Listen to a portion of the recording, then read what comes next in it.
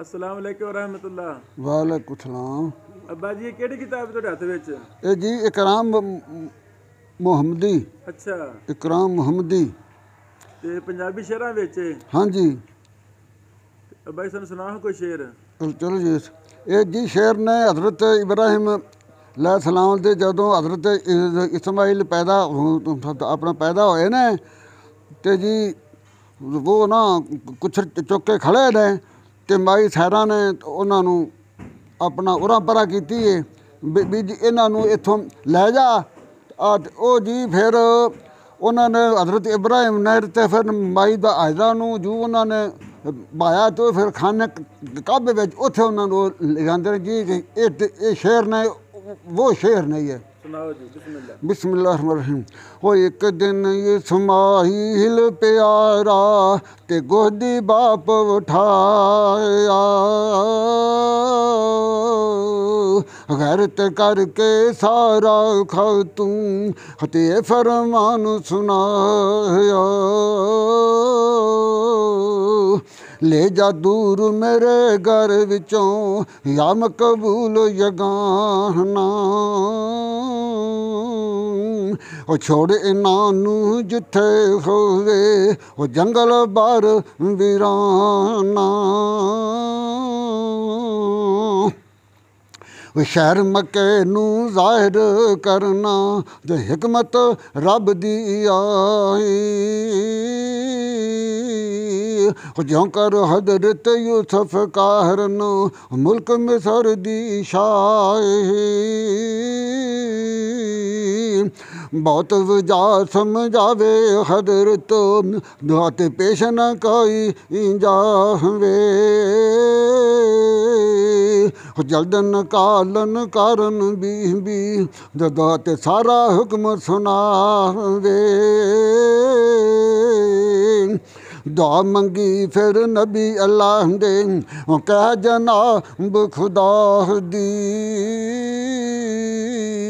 ओ सारा खातू दी जिवें मर्जी दात तिवें मर्जी साडी, तां फिर सुन कर नबी अल्लाह दे ते गालब हुक्म रुबाना, जल्दी नाल तैयारी करदा ते सबरों चुप नमाना, अपने वादे उपर खैरत ते पूरा अमल कमाया, ते मां पुत्रां दी रुखत ते अंदर ते कोई ना उधर सुनाया, कुछ टुकड़ा कुछ खर्च खजूरां मश्क परी एक पाहनी, खबर न मालम क्यों करो सी हिकमत पा करबानी, ले चलिया झब नबी अल्लाह दा अते करके शुतर असवारी, ओ पढ़कर हम दो उठाइया वागा जित वल अरब प्यारी,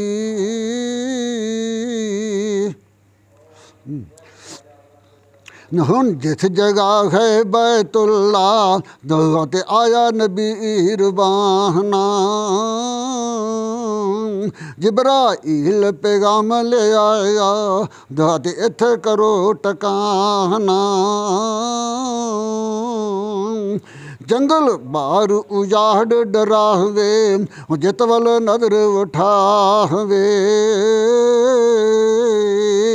पढ़ कर शुक्राना नबी अल्लाह दा ते दर्दो नीर चलावे,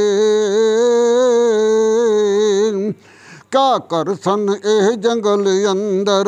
न ए मसकीन न माने,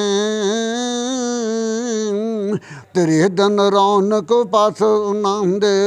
दात किती रब सियाने,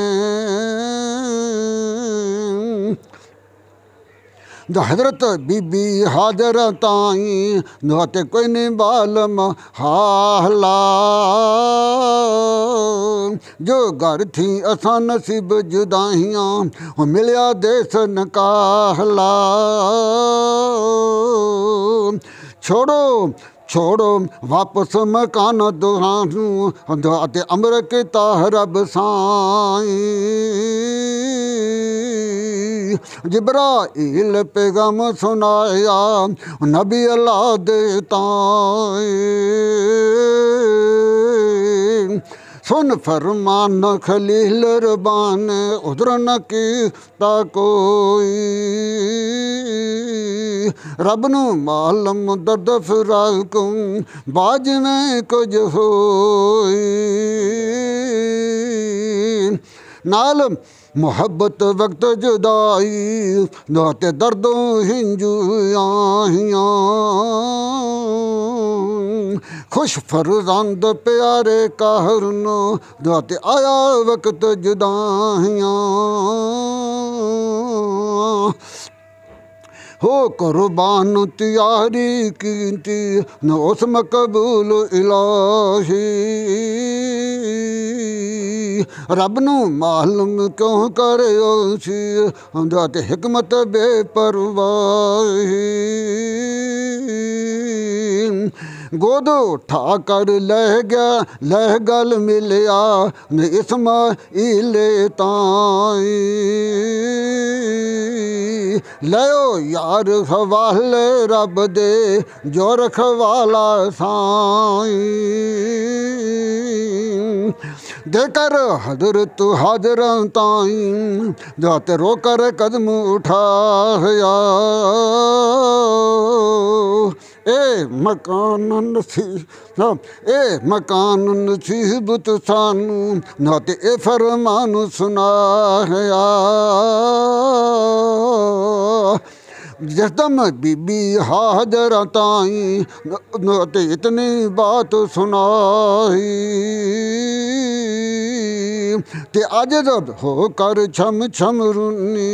हैरत दे मुँह आई